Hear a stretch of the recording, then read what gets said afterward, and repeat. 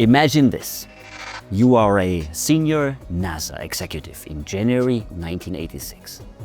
The Space Shuttle Challenger stands ready on the launch pad. It's a frigid Florida morning. Engineers warn that the O-rings, tiny rubber seals in the booster rockets, could fail in the cold. You've flown 24 successful shuttle missions. You are confident. The world is watching. The countdown proceeds. 73 seconds after launch, Challenger disintegrates in mid-air. 7 lives are lost. A nation, the world, is stunned. What happened? Not just a technical failure, a psychological one. The hidden force? Overconfidence.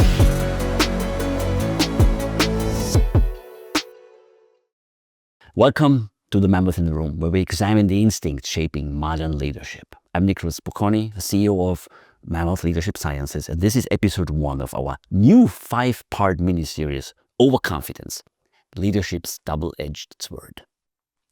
Over the next 5 episodes, we'll explore how these ancient bias, so often rewarded, can quietly sabotage individuals, teams, and entire organizations. And a quick heads up. This fall, Mammoth Leadership Sciences will launch the brand new online leadership academy, within which we will offer a powerful leadership course designed to help leaders embrace biological, psychological, and behavioral economic truths to make the leadership journey more rewarding and successful. We keep you posted. Let's return to Challenger. In the months leading up to launch, NASA had become a symbol of national pride. Years of flawless missions bred a mindset of "we've got this." When engineers raised safety concerns, management brushed them aside. Their confidence wasn't just personal, it was cultural. Investigators later coined a term: normalization of defiance. Minor anomalies were ignored, rationalized as acceptable because nothing catastrophic had occurred yet. The absence of failure became proof of control. Past success lulled leadership into a fatal sense of certainty.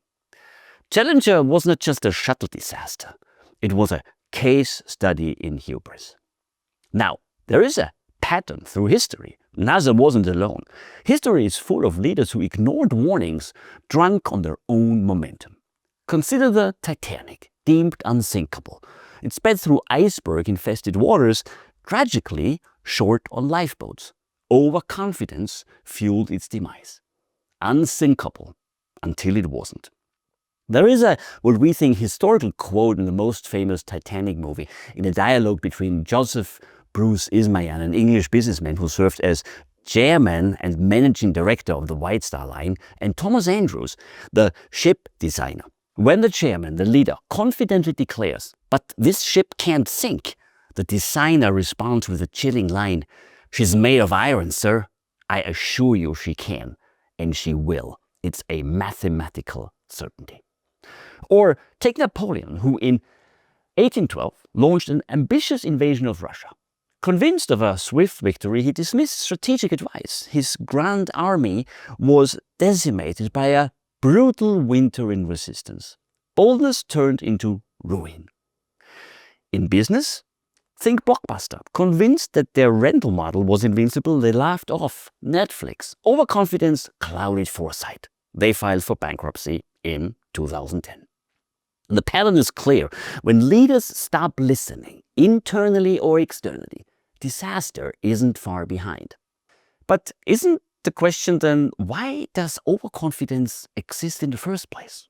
Because when so many smart, experienced leaders fall into this trap, you got to ask yourself, what is the purpose? Why did this behavior even develop? We discussed the biology of human behavior, any behavior of any species ever walked this planet, at length in this podcast. And we know that evolutionary stable behavior must have a positive impact on the individual fitness of the carriers. So why are we doing this, being overconfident? And indeed, the answer lies deep in our biology. Overconfidence evolved for a reason. In ancient environments, boldness often paid off. Confident warriors won more battles, resources, and mates. Leaders who overestimated their chances sometimes succeeded by intimidating rivals or rallying support through sheer belief. As evolutionary biologist Robert Trivers argues, even self-deception can be advantageous. If you believe your own story, you project it more convincingly to others. That confidence, whether real or imagined, can persuade, unify, and win.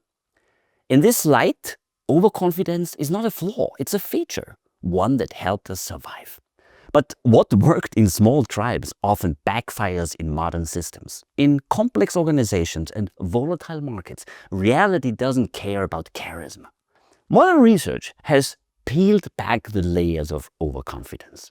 Psychologists Don Moore and Paul Healy define it in 3 parts. And again, we have the literature in the show notes. Overestimation, believing we're more capable than we really are. Overplacement, believing we are better than others.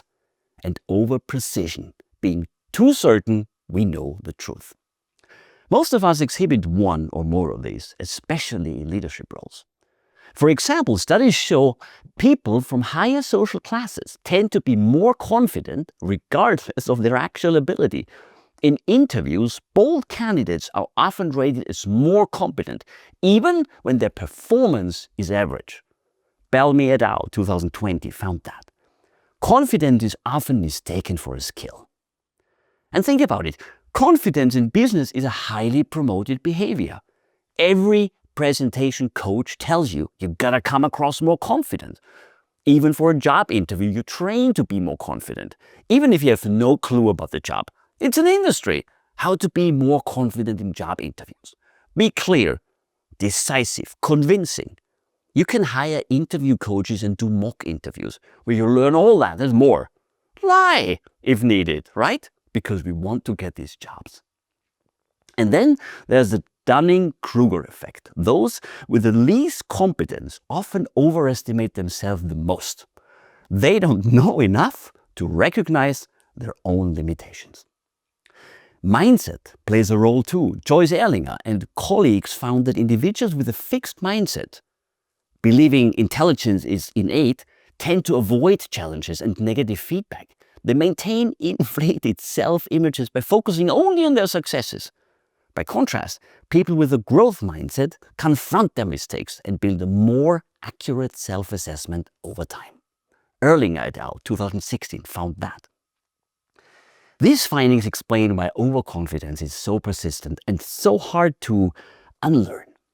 If you're starting to see yourself or your organization in these stories, stay with us. Over the next 4 episodes, we'll dissect overconfidence one layer at a time. Episode 2 will explore overestimation, how we misjudge our control over outcomes. Episode 3 will take on overplacement, why we assume we're better than others. Episode 4 will reveal the danger of overprecision, the certainty trap. And episode 5 would expose the social side of overconfidence, from self-deception to manipulation. Each episode will pair real-world stories with science and offer practical ways to keep overconfidence from hijacking your leadership. Okay, let's recap. Overconfidence is a feature of evolution. It's not a bug.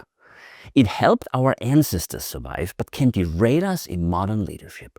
It wears many masks: control, pride, certainty, and even charm.